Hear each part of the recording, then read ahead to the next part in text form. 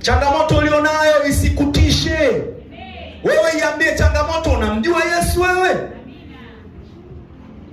Amen. Amen. Mwambie jirani, unamjua Yesu wewe. Alikufa akafufuka na leo yu hai. Leo vitu vyetu vinakwenda kufufuliwa katika jina la Yesu. Mambo yako yaliyokufa yanakwenda kufufuliwa. Biashara yako iliyokuwa imelala inakwenda kufufuliwa. Usiruhusu taarifa ya hofu itawale maisha yako. Haleluya. Unamjua Yesu wewe? Yesu ni mwanaume wa wanaume. Ushindi juu ya mauti na hofu. Hilo ndio somo letu la leo. Lazima ujue kushinda hofu, kwa sababu uliye naye ndani yako ni mshindi. Anakupa wewe uwezo wa kushinda. Ziko taarifa ambazo umeambiwa haiwezekani. Hizo ni taarifa za kibinadamu. Msikilize yule aliyoko ndani yako anakuambia nini. Haleluya. Haleluya. Haleluya. Yes, usilale mpendwa. Leo Yesu amefufuka, unalala. Ukilala vitu vyako vitalala. Amen. Yes. Usiruhusu taarifa ya hofu itawale maisha yako. Andiko ambalo tutasimamia siku ya leo ni kutoka kwenye Wakorinto wa kwanza sura ya 15 mstari wa 55 mpaka 57. Aliyepata anaweza akanisaidia kusoma.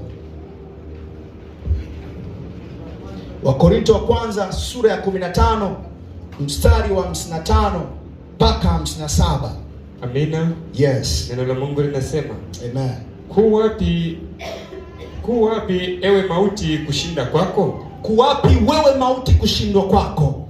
Uwapi ewe mauti uchungu wako? Uwapi ewe mauti uchungu wako? Uchungu wa mauti ni dhambi. Uchungu ni dhambi. Na nguvu za dhambi ni torati. Na nguvu za dhambi ni torati, yani sheria. Lakini Mungu na ashukuriwe atupaye kushinda, yes, kwa Bwana wetu Yesu Kristo. Amen. Si baada imeisha? Si baada imeisha? Mungu ashukuriwe anayetupa kushinda kwa nani? Kwa nani? Kwa nani? Bado sijasikia. Kwa nani? Changamoto yako ni nini sasa? Ni mambo gani, ni magumu ambayo yamesonga maisha yako kiasi ya kwamba hauwezi kupiga hatua nyingine ya imani? Hauwezi kuchukua hatua nyingine ya imani? Tatizo letu tunakubali taarifa alafu tunalikataa neno. Baba, I'm very sure tukitoka hapa tukifunika Biblia zetu ni asilimia chache sana wakifika nyumbani wanasoma Biblia. Na ndo maana leo hii sisi walokole tunaitwa majina ya ajabu sana.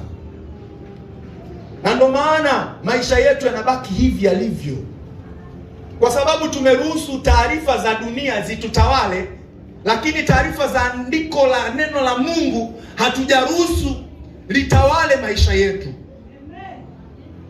Leo hii ninakuomba mpendwa, Yesu amefufuka. Tabia iliyokuwa imekufa ya kusoma maandiko ya Yesu, maandiko ya neno la Mungu, leo kwa jina la Yesu ikafufuke.